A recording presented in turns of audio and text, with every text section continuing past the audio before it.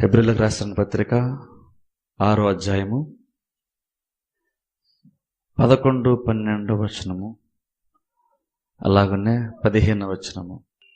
మీరు మందులు కాక విశ్వాసము చేతన ఓర్పు చేతన వాగ్దానములను స్వతంత్రించుకుని వారిని పోలి నడుచుకున్నట్లుగా మీలో ప్రతివాడును మీ నిరీక్షణ పరిపూర్ణమగు నిమిత్తము మీరిదివరకు కనపరిచిన ఆసక్తిని తుదమట్టుకు కనపరచవలని అపేక్షించుచున్నాము. 15వ వచనం. ఆ మాట నమ్మి అతడు ఓర్పుతో సహించి ఆ వాగ్దాన ఫలము పొందెను. అలాగనే సామెతల గ్రంథంలో నుండి కూడా మరో వాక్యం మనం చదువుకున్నాం. సామెతల గ్రంథము 10వ అధ్యాయము 4వ వచనం. బద్ధకముగా పనిచేయవాడు దరిద్రుడగును, శ్రద్ధ గలవాడు ఐశ్వర్యవంతుడగును. గత వార దినమున ఈ యొక్క మాటను ఆధారం చేసుకొని వాక్యాన్ని మనం చూసుకున్నాం. ఆసక్తి కలిగి జీవించుట, ఆసక్తి కలిగి ప్రతి కార్యం చేయుట, అది ఆత్మీయ విషయాలే కావచ్చు, లేదంటే మన అనుదిన బాధ్యతలు కావచ్చు, ఉద్యోగములు కావచ్చు. ప్రతి కార్యమును కూడా మనము పూర్ణ మనస్సుతో ఆసక్తితో చేయాలనేటువంటిది దేవుని యొక్క వాక్యము మనకు సెలవిస్తుంది. కేవలం ఆత్మీయ విషయాల్లోనే కాదు, మనం చేసేటువంటి ప్రతి కార్యంలో కూడా ఆసక్తి తగ్గిపోకుండా పనిచేయాలనేటువంటిది దేవుడు మనకి బోధిస్తున్నాడు. దేవుని యొక్క బిడ్డలముగా ఈ లోకములో మనం జీవిస్తున్నప్పుడు దేవుణ్ణి రిప్రజెంట్ చేసేవారముగా, దేవుని యొక్క ప్రతినిధులముగా, దేవుని యొక్క బిడ్డలముగా మనము ఈ లోకంలో ప్రతి విషయంలో ఎలాంటి వైఖరి కలిగి ఉంటున్నామనేటువంటి దాని గురించి దేవుడు పరిశీలిస్తున్నాడు. ప్రతి చిన్న విషయాన్ని గురించి కూడా దేవుడు మనకి కొన్ని సలహాలు ఇస్తున్నాడు. అందుకే ఒక్కోసారి ఆశ్చర్యం కలుగుతుంది. దేవుడు కేవలం ఆత్మ విషయాల గురించే పట్టించుకోకుండా మన ఉద్యోగాల గురించి కూడా ఒకసారి దేవుడు మాట్లాడతాడు. మనం చేసే పని ఎలా చేయాలో కూడా చెప్తాడు. కాబట్టి దేవుడు ఏ ఒక్క విషయంలో కూడా నిర్లక్ష్య పెట్టేటువంటి వాడు కాదు. అన్ని విషయాల్లో కూడా మనము ఎలాగ నడుచుకోవాలో దేవుడు మనకి క్లియర్గా బోధిస్తూ ఉన్నాడు. అందుకనే చూడండి, దేవుని బిడ్డలము అని పేరు పెట్టినటువంటి మనము చేసేటువంటి ప్రతి కార్యం కూడా చాలా ప్రాధాన్యం సంతరించుకుంటుంది. ఎందుకంటే మనం దేవుని బిడ్డలము కాబట్టి చేసే ప్రతి కార్యాన్ని బట్టి అది ఆయన రిఫ్లెక్ట్ చేస్తుంది, ఆయన ఏమై ఉన్నాడు అనేటువంటిది బయలుపరుస్తుంది. అందుకని మనం చేసేటువంటి ప్రతి కార్యము దేవుడు చెప్తున్నాడు, ఎలాగ చేయాలో దేవుడు చెప్తున్నాడు. చేసే కార్యాన్ని ఆసక్తి కలిగి చేయాలంటున్నాడు దేవుడు. అందుకని చూడండి, ఆసక్తి విషయంలో మందులు కాక అంటున్నాడు. సరే, ఆసక్తి విషయంలో మందులు కాక అంటే ఆసక్తిగా చేసేటువంటి కార్యాల్లో మీరు డల్ అవ్వకండి అంటున్నాడు. ఆసక్తి తగ్గిపోకుండా జాగ్రత్త పడండి అంటున్నాడు. ఇది కేవలము చూడండి, ఆసక్తి అనే విషయానికి వచ్చేసరికి బైబిల్లో దానికి చాలా పదాలు వాడారు. ఎడతెగక అన్న పదం మనం చూస్తే ఎక్కువగా ప్రార్థనకు సంబంధించి, అలాగే విసుకక అని చూస్తాం. ఇక పాత నిబంధన గ్రంథానికి వెళ్తే పూర్ణ మనస్సుతో, పూర్ణ ఆత్మతో, పూర్ణ శక్తితో అంటాడు దేవుడు. కాబట్టి అవన్నీ కూడా దేనికి సంబంధించిందంటే నువ్వు చేసేటువంటి పనిలో నీ మనస్సును పెట్టి, అలాగనే నువ్వు చేతితో నువ్వు చేసే ప్రతి కార్యం కూడా ఆసక్తిగా చురుకుగా చేయాలనేటువంటిది దేవుని యొక్క ఉద్దేశమై ఉంటుంది. అందుకని దాని గురించి మనం చూస్తున్నాం. ఈ రోజుల్లో మనం చేసేటువంటి కార్యాలని ఎక్కువగా మనుషుల కొరకు చేస్తూ ఉంటాం. అంటే మనుషులు గమనిస్తున్నారు కాబట్టి చేస్తుంటాం, మనుషుల దగ్గర మంచి పేరు సంపాదించుకోవాలి కాబట్టి చేస్తాం. అందుకని మనుషులు ఉన్నప్పుడు పని చేస్తుంటాం, మనుషులు లేనప్పుడు ఒకలాగా పని చేస్తుంటాం. కానీ దేవుడు అలాగని చెప్పట్లేదు. అది మనం సంఘ పరిచయ విషయానికి వచ్చేసరికి కావచ్చు, మన సొంత ఉద్యోగాలు కావచ్చు, ఏదైనా సరే దేవుడు ప్రతి విషయం గురించి కూడా ఎలా చేయాలో దేవుడు మనకు చెప్తున్నాడు. ఇప్పుడు మనం ఆలోచించాల్సిన విషయం ఏంటంటే, కేవలం సంఘ విషయాల్లోనే, పరిచయ విషయాలను కాకుండా మిగిలినటువంటి మన కుటుంబ విషయాలు, ఉద్యోగ విషయాలు కూడా ఎందుకు అలాగ ఉండాలి అని అంటే దేవుడు చెప్తున్నాడు, బద్ధకమ్మగా పనిచేయవాడు వాడు దరిద్రుడవుతాడంట. పని చేయని వాడు దరిద్రుడవుతాడని అక్కడ దేవుడు చెప్పలేదు. బద్ధకంగా పనిచేయవాడు అంటే పని చేస్తున్నాడు, కానీ చేసే పని బద్ధకంగా చేస్తున్నాడు. కాబట్టి దేవుడు ఏమన్నాడంటే, నువ్వు పని చేసినా సరే, నువ్వు బద్ధకంగా పని చేస్తే బద్ధకంతో చేసేటువంటి పనిలో ఎటువంటి ప్రతిఫలము ఉండదు. కానీ ఆసక్తిగా చేసేటువంటి వాడంట ఐశ్వర్యవంతుడు అవుతాడంట. చూసారా, ఇద్దరు పని చేస్తున్నారు. బద్ధకస్తుడు పని చేస్తున్నాడు, మామూలు వ్యక్తి పని చేస్తున్నాడు. కానీ ఒకడు ఆసక్తిగా పని చేస్తాడు కాబట్టి వాడు ఐశ్వర్యవంతుడు అవుతాడని దేవుడు చెప్తున్నాడు. మరొకడు పని చేస్తున్నాడు కానీ బద్ధకంగా చేస్తున్నాడు కాబట్టి వాడు దరిద్రుడు అవుతాడంట.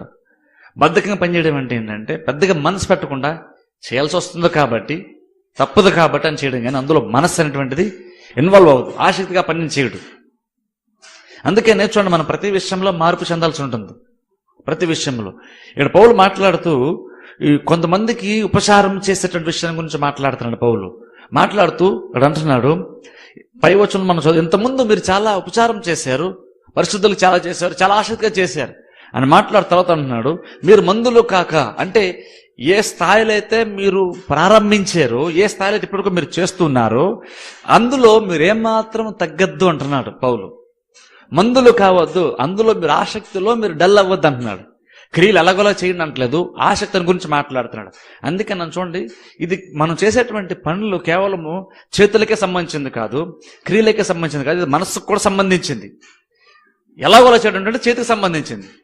కానీ ఆసక్తి కలిగి చేయడానికి వచ్చినప్పుడు అక్కడ మనస్సు అందులో ఇన్వాల్వ్ అవ్వాల్సి ఉంటుంది. దాన్నే దేవుడు ఓల్డ్ టెస్ట్మెంట్లో పూర్ణ మనస్సుతో అంటున్నాడు. అంటే నువ్వు ఎలాగ చేస్తున్నట్టు కాదు, నువ్వు మనసు పెట్టి చేయ కార్యాన్ని. నువ్వు పాటలు పాడినా, దేవుని స్తుతించినా, చప్పట్లు కొట్టినా, నువ్వేం చేసినా పూర్ణ మనస్సుతో చేయి అంటున్నాడు దేవుడు. కాబట్టి దేవుడు అందుకనే కేవలం క్రియల వరకే చూడలేదు, దేవుడు మన యాటిట్యూడ్ ఎలా ఉందో కూడా దేవుడు చూస్తున్నాడు. మనం చేసిన ప్రతి కార్యంలో ఏ వైఖరితో ఒక కార్యాన్ని మనం చేస్తానంటే కూడా దేవుడు చాలా ప్రాముఖ్యంగా చూస్తున్నాడు. మనుషులేమో చేశాడా లేదా అనేటువంటిది మాత్రమే చూడగలుగుతారు, అదే చూస్తారు, దానికే ప్రాధాన్యత ఇస్తారు. కానీ దేవుడి దగ్గరికి వచ్చారు మాత్రం దేవుడు అలాగంటలేదు. దేవుడు పూర్ణ మనస్సుతో చేస్తున్నావా లేదో కూడా దేవుడు చూస్తున్నాడు.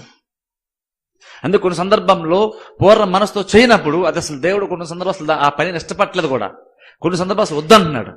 ఎగ్జాంపుల్ ఇచ్చే విషయానికి వచ్చేసరికి అది దేవుడు చెప్పినట్లుగా చేయకపోతే, దేవుని ఘనపరిచితిగా లేకపోతే, అది ఆయాసంతో వాళ్ళు చేస్తే దేవుడు అసలు దాన్ని వద్దంటున్నాడు. అది ఏదైనా సరే కావచ్చు. కాబట్టి దేవుడు ఏమి ఇష్టపడతాడంటే తన బిడ్డలు పూర్ణ మనసుతో పనిచేయాలనేటువంటి దేవుని యొక్క ఆలోచన. అందుకనే దాన్ని ఇక్కడ పౌలు కూడా చెప్తా అంటున్నాడు, మీరు మందులు కాక విశ్వాసము చేతను, ఓర్పు చేతను వాగ్దానములను స్వతంత్రించుకుని వారిని పోలు నడుచుకున్నట్లుగా మీలో ప్రతివాడును మీ నిరీక్షణ పరిపూర్ణమగు నిమిత్తము మీరిదివరకు కనపరిచిన ఆసక్తిని. ఇప్పుడు గమనించండి, వాగ్దానములు అంటున్నాడు, ఓర్పు అంటున్నాడు, స్వతంత్రించుకున్నవారు అంటున్నాడు. ఇప్పుడు వాగ్దానం అంటే అది ఆత్మ సంబంధం ఏంటంటే మనకు అర్థమవుతుంది, విశ్వాసం అంటే ఆత్మ సంబంధం అంటే అర్థమవుతుంది, ఓర్పు అంటే ఆత్మ సంబంధం అంటే అర్థమవుతుంది. కానీ వీటికి ఆసక్తికి అసలు పెద్దగా పొంతన లేదనిపిస్తుంది మనకి. విశ్వాసానికి, ఓర్పుకి, వాగ్దానాలకి, అలాగే ఇక్కడ చెప్పినట్టు ఆసక్తికి, అసలు ఈ మూడింటి మనకు అర్థమవుతాయి. విశ్వాసం, వాగ్దానము, నిరీక్షణ, ఓర్పు, అవి మనకు అర్థమవుతాయి. అవన్నీ ఒక కేటగిరీలో మనం పెట్టుకుంటాం. కానీ పౌలు ఆ కేటగిరీలోనికి ఆసక్తిని కూడా తీసుకొచ్చి పెట్టాడు.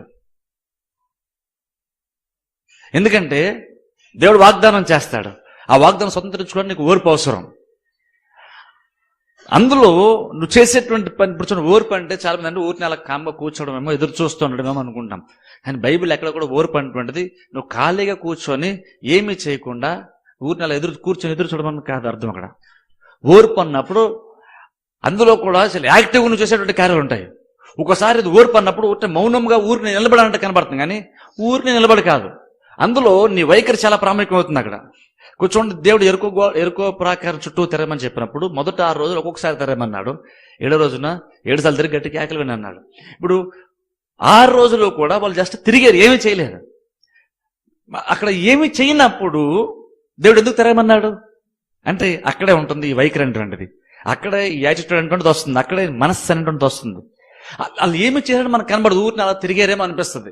కానీ ఊరికినే తిరిగితే దానివల్ల ఉపయోగం ఉండదు. కానీ దేవుడు స్పెసిఫిక్ ఇన్స్ట్రక్షన్స్ ఇస్తూ అన్నాడు, 6 రోజులు మీరు ఒక్కొక్కసారి తిరగండి, ఎవరు మాట్లాడకూడదు అన్నాడు దేవుడు. మళ్ళా 7వ రోజున 7 సార్లు తిరిగి 60 గట్టి కేకలని అన్నాడు. ఇప్పుడు 7వ రోజున 7 సార్లు తిరిగిన తర్వాత కేకలు వేయమంటూ ఎంత ఉద్దేశం ఉందో, 6 రోజులు మీరు మౌనముగా తిరగండి దాంట్లో అంతే ఉద్దేశం ఉంది. ఇప్పుడు మనమే అనుకున్నామంటే 7వ రోజున కేకలేశారు కాబట్టి పడిపోయింది అనుకుంటాం. కానీ 7వ రోజు కేకలేశారు కాబట్టి పడిపోలేదు, 6 రోజులు నిశ్శబ్దంగా తిరిగి 7వ రోజు కేకలు వేశారు కాబట్టి అది పడింది. కాబట్టి అక్కడ ఊరికనే ఉన్నట్లుగా మనకు కనబడుతుంది, కానీ ఊరికనే లేరు అక్కడ. అక్కడ కూడా వాళ్ళు ఒక రకమైన వైఖరిని దేవుడు వాళ్ళకి నేర్పిస్తున్నాడు అక్కడ. కాబట్టి ఇలాగ నేను కొనుక్కొని మనకేంటో ఓర్పు చేత అనగా నా ఊరిని అలా ఓర్చుకున్నాడేమో అనుకుంటాం. కానీ ఓర్చుకోవడం కాదు అక్కడ. అందులో ఈ మనస్సు అనేటువంటి దాని యొక్క కార్యం చాలా ఉంటుంది. చేతి యొక్క కార్యం అందులో లేకపోవచ్చు, ఓర్పు అన్న దాంట్లో, సహనం అన్న దాంట్లో, కానీ మనస్సు యొక్క ఇన్వాల్వ్మెంట్ అందులో చాలా ఉంటుంది. పౌలు మాట్లాడుతూ అలాగని మీరు కనపరచాలని అపేక్షిస్తున్నాను అన్నాడు. చూడండి, మీరు మందులు కాక మీరు డల్లా ఒకండి అంటూ విశ్వాసం చేతను ఓర్పు చేతను వాగ్దానాలను స్వతంత్రించుకున్న వారిని పోలు నడుచుకోండి అంటూ అప్పుడు అంటున్నాడు, మీ నిరీక్షణ పరిపూర్ణము నిమిత్తము. సరే, నిరీక్షిస్తున్నాం అంటే మౌనంగా ఉంటున్నాం అంటే నిరీక్షిస్తున్నాం అంటే దేవుడు చేస్తాడని ఎదురు చూస్తున్నాం. కానీ అది పరిపూర్ణం అవ్వాలంటే పౌలు అంటున్నాడు అక్కడ, మీరు ఇదివరకు కనపరిచిన ఆసక్తిని చివరి వరకు కనపరచండి. సరే, నువ్వు విశ్వాసం ఉంచవచ్చు, దేవుని యొక్క వాగ్దానం నమ్మేవు, విశ్వాసం ఉంచావు, ఇప్పుడు ఓర్పు చేత ఎదురు చూస్తున్నావు. కానీ పౌలు అక్కడ ఓర్పు చేత ఎదురు చూడని చెప్పి ఆపలేదు. నీ నిరీక్షణ ఎప్పుడు కంప్లీట్ అవుతుందంటే నువ్వు ఆసక్తిగా ఆ నిరీక్షణ కాలంలో నువ్వు ఆసక్తిగా ప్రతి కార్యాన్ని చేస్తే. సో అందుకనే 15వ వచనంలో కొంచెం క్లియర్గా ఉంటుంది. ఆ మాట నమ్మి, ఇప్పుడు మనం అక్కడితో ఆగిపోతాం. అక్కడ అబ్రహాం గురించి దేవుడు మాట్లాడుతున్నాడు పౌలు. ఆ మాట నమ్మి అతడు వాగ్దాన ఫలం పొందనని లేదు బైబిల్లో. ఏమన్నా తెలుసా? ఆ మాట నమ్మి అతడు ఓర్పుతో సహించి ఆ వాగ్దాన ఫలం పొందాను. సరే, ఇప్పుడు చూడండి, దేవుడు వాగ్దానం చేస్తాడు. ఫస్ట్ ఆఫ్ ఆల్ ఎక్కడ స్టార్ట్ అవుతుందంటే దేవుడు వాగ్దానం చేస్తాడు, అక్కడ బిగిన్ అవుతుంది అది. ఆ తర్వాత దాన్ని మనం నమ్ముతాం, అది సెకండ్ స్టెప్. ఇంకా థర్డ్ స్టెప్ అది నెరవేర్చబడటానికి ఇంక ఉన్నటువంటి ముందున్న కార్యం ఏంటంటే సహించడం, దేవుని దగ్గర ఎదురు చూడడం. ఎదురు చూసే విషయంలో కొన్ని ఖాళీ కూర్చొని దేవుడు ఎదురు చేస్తానులేండి ఎదురు చూస్తాను అనుకుని ఖాళీగా ఇష్టానుసారం ఉండేటువంటి వ్యక్తి కాదు అబ్రహాం. అక్కడ దాని మీనింగ్ అది కాదు. ఓర్పు చేత అన్నప్పుడు అందులో కూడా మనసుకి ఇన్వాల్వ్ చాలా ఉంటుంది. ఆ వాగ్దానం స్వతంత్రించుకోవడానికి పైన మీరు ఆసక్తిని కనపరిస్తే మీ నిరీక్షణ కంప్లీట్ అవుతుంది అంటున్నాడు. ఇప్పుడు అబ్రహాం విషయానికి వచ్చినప్పుడు ఎగ్జాక్ట్ అదే. అబ్రహాము నమ్మాడు, నిరీక్షణ కలిగాడు, పొందుకున్నటువంటిది కాదు. ఒకడు అబ్రహాము నమ్మాడు, విశ్వాసం ఉంచాడు, నిరీక్షణ కలిగి ఉన్నాడు. కానీ దేవుడు వాగ్దానం చేసిన దగ్గర నుండి వాగ్దానం నెరవేరబడే వరకు ఉన్నటువంటి ఆ మధ్యన ఏదైతే కాలం ఉందో ఆ నిరీక్షణ కాలము, ఆ కాలంలో ఆసక్తి కలిగి ఉన్నాడని పైన విశ్వాసాలు బోధిస్తున్నాడు. బోధిస్తూ అబ్రహాము గురించి చెప్తున్నాడు. అందుకని అబ్రహాము కూడా దేవుడు వాగ్దానం చేసిన దగ్గర నుండి వాగ్దానం నెరవేర్చబడే వరకు ఉన్నటువంటి మధ్యకాలం ఏదైతే ఉందో దాని నిరీక్షణ బైబిల్ పిలుస్తుంది. ఆ నిరీక్షణ కాలంలో నువ్వు క్యాజువల్ ఉండడానికి వీల్లేదు. ఆ మధ్యలో నీకు దేవుడు చెప్పిన ప్రతిదీ నువ్వు లోబడే తీరాలి. అక్కడ ప్రతిరోజు విశ్వాసం ఉండాల్సిందే, ప్రతిరోజు విశ్వాసంతో కార్యాలు చేయాల్సిందే. కాబట్టి దేవుడు వాగ్దానం చేస్తే నమ్మేనండి అనుకోని దేవుడు చేసేసరికి ఊరినాలో ఖాళీ కూర్చొని ఎదురు చూడడం కాదు, వాగ్దానం నెరవేరే వరకు కూడా చేసేటువంటి ప్రతి కార్యాలు ఏవైతే చేయమని మనకు బాధ్యతనిచ్చాడో ఆ బాధ్యతను చేసే విషయంలో పూర్ణ మనస్సు ఆసక్తి దేవుడు చేయమని చెప్తున్నాడు. అందుకని చూడండి, కేవలం దేవుడు వాగ్దానం చేస్తాడండి అంటే సరిపోదు, నేను నమ్మానంటే సరిపోదు, నువ్వు వెయిట్ చేయాల్సి ఉంది. ఆ వెయిట్ చేస్తున్నప్పుడు ఆ వెయిటింగ్ పీరియడ్లో నువ్వు చేసేటువంటి ప్రతి కార్యము కూడా ఆసక్తి నువ్వు చేయాలి. అప్పుడు ఆ నిరీక్షణ అనేది కంప్లీట్ అవుతుంది అన్నాడు. అప్పుడు వాగ్దానం నెరవేరుతుంది మన జీవితంలో అన్నాడు. ఈ రోజుల్లో ఏంటంటే ఎవరికి కూడా ఏంటంటే చేసేటువంటి కార్యంలో ఓర్పుతో సహనంతో చేయడం ఎవరికి ఇష్టం లేదు. ఇప్పుడు ఓర్పు సహనం అంటే డల్నెస్కి సంబంధించింది కాదు. ఓర్పు సహనం నువ్వు చేసే ప్రతి కార్యంలో కూడా మనసు పెట్టి చేయడం. ఈ రోజుల్లో ఎవరికి పెద్దగా అది ఇష్టం ఉండదు. ఈ రోజు ఏంటంటే మనకు ప్రతిదీ ఇన్స్టెంట్గా కావాలి, అన్ని త్వరగా వచ్చేయాలి. ఈ రోజుల్లో ఇన్స్టెంట్ టీలు, కాఫీలు, టిఫిన్లు అన్నీ వచ్చేసినాయి. కాబట్టి ఆ శరీర సంబంధమైన ప్రతిదీ కూడా ఇప్పుడు మన ఆత్మ కూడా పట్టేసింది. ఇప్పుడు చర్చికి వెళ్ళినప్పుడు కూడా 7 వారాలు వెళ్తే ఏదో జరిగిపోద్ది అనుకుంటాం, అది ఇన్స్టెంటే. బైబిల్ ఎక్కడ లేదు, కానీ చాలా మంది 7 వారాల కాన్సెప్ట్ చాలా ఫేమస్. అది 7 వారాలు ఉపాస ప్రార్థనలు, 7 ఆదివారాలు, ఇంకా 7 మీటింగ్లు, ఇంకేవో. బైబిల్ ఎక్కడ లేదు అసలు ఆ మాట. కానీ అంటే అందరికీ షార్ట్ కట్లు అన్నీ వచ్చేయాలి కాబట్టి అందరూ ప్రతిదీ త్వరగా కోరుకుంటున్నారు. కాబట్టి నేను 7 వారాలు ఏం చేసేయాలి చెప్పండి, 7 వారాలు ఏం చేయమని చేస్తాను, ఆ 7 వారాలు ఏదని చేస్తారు, 8వ వారం మళ్ళీ పొరపాటు కూడా చేయరు. ఎందుకంటే అది మనమే అలా పాడు చేస్తున్నాం, అలా బోధించి మనమే విశ్వాసాలు పాడు చేస్తున్నాం. ఎందుకంటే నువ్వు ఆసక్తిగా నువ్వు కంటిన్యూ అయితే అన్న మాట ఎవరు చెప్పరు, కంటిన్యూ అని ఎవరు చెప్పట్లేదు. నువ్వు 7 వారాలు రా చాలంటారు, నువ్వు ఇంత టైం పెడతాను, ఇంత టైం నువ్వు రా అంటున్నారు అంతే. కానీ నువ్వు కంటిన్యూ అవ్వు దేవుడు చేస్తాను ఎవరు చెప్పట్లేదు. ఎందుకంటే కంటిన్యూ దాంట్లో అన్లిమిటెడ్ టైం ఉంది అక్కడ, అది ఎప్పుడో తెలీదు. కానీ నువ్వు కంటిన్యూ అయితే మాత్రం పొందుకుంటావు. నువ్వు చేసిన ఆసక్తి చేయని ఎవరు చెప్పట్లేదు. ఎందుకంటే ఈరోజు ఎవరికి కూడా ఈవెన్ లోకానికి ఆ ప్రాబ్లం ఉండొచ్చు, పర్లేదు. కానీ ఈ నిరీక్షణ గురించి, ఆసక్తి గురించి బైబిల్లో ఎంత ఎక్కువగా మనకు బోధ ఉన్నప్పటికీ కూడా ఇంకా విశ్వాసాలు కూడా ఆత్మ సంబంధం బద్ధకం ఎక్కువైపోయింది. అందుకే మందులు అంటే అర్థం అదే, డల్లగా ఉండడం. ఏదో చేస్తాం, వస్తాం చర్చికి, పాటలు పాడుతూనే చేస్తాం, కానీ ఏదో చెయ్యాలి కాబట్టి అని చేస్తాం. అది మందులు కాకంటున్నాడు పౌలు అక్కడ. కాబట్టి ప్రతిదీ రోజులో మనకు అన్ని ఇన్స్టెంట్ కావాలి, ప్రతి త్వరగా కావాలి. కానీ దేవుడు ఎప్పుడు కూడా అలా చేయడు. దేవుడు దాని తొందరపాటు అంటాడు. దేవుడు దాని తొందరపాటు అంటాడు. కాదు మనం అనుకుంటే నేను విశ్వసించను కాబట్టి నాకు త్వరగా జరిగిపోవాలి, ఇప్పుడే జరిగిపోవాలి అనుకుంటాం. దానికి కొన్ని వచనాలు తీసుకుంటాం, పట్టుకుంటాం, దాన్ని బేసేసుకుని నాకు ఇప్పుడే జరిగిపోవాలి, త్వరగా జరిగిపోవాలి అంటాం. కానీ దేవుడు మనకు ఒక్కొక్కసారి మన ఈ ప్రాసెస్లో వాగ్దానాన్ని మనం నమ్మిన తర్వాత వాగ్దాన ఫలం మనం పొందుకునే వరకు ఈ మధ్యకాలం ఏదో ఈ కాలంలో దేవుడు కూడా మనకు చాలా విషయాలు నేర్పించే ప్రయత్నం చేస్తున్నాడు. మన క్యారెక్టర్ని డెవలప్ చేసే ప్రయత్నం చేస్తున్నాడు దేవుడు. మనం ఏంటంటే నేను లాగా ఉంటాను, దేవుడు నాకు చేసేయాలి, ఇంకో సంవత్సరం గడిచేలోపు నాకు నేను లాగా ఉంటాను, అన్ని జరిగిపోవాలి. కానీ దేవుడు అంటున్నాడు ఆ సంవత్సరం నేను చేస్తాను, కానీ సంవత్సరం నువ్వు చాలా డెవలప్ అవ్వాలంటాడు దేవుడు. మన మనసును దేవుడు మార్చే ప్రయత్నం చేస్తాడు, నూతన పరిచే ప్రయత్నం చేస్తాడు. ఇలా దేవుడు చాలా మన క్యారెక్టర్ని డెవలప్ చేసే ప్రయత్నం చేస్తాడు. కానీ మనం దాన్ని ఇష్టపడం. ఆ క్యారెక్టర్ డెవలప్ అవ్వడానికి కొరకే చేసే ప్రతి కార్యాన్ని ఆశతో చేయమని పౌలు నేర్పిస్తున్నాడు. అందులో క్యారెక్టర్ డెవలప్మెంట్ ఉంటుంది, కేవలం చేయమని చెప్పలేదు, ఆశగా చేయండి అన్నాడంటే అందులో వాళ్ళని పౌలు విశ్వాసుల యొక్క స్థితిని, వారి మనస్సుని, వారి కార్యాలని మార్చే ప్రయత్నం చేస్తున్నాడు పౌలు.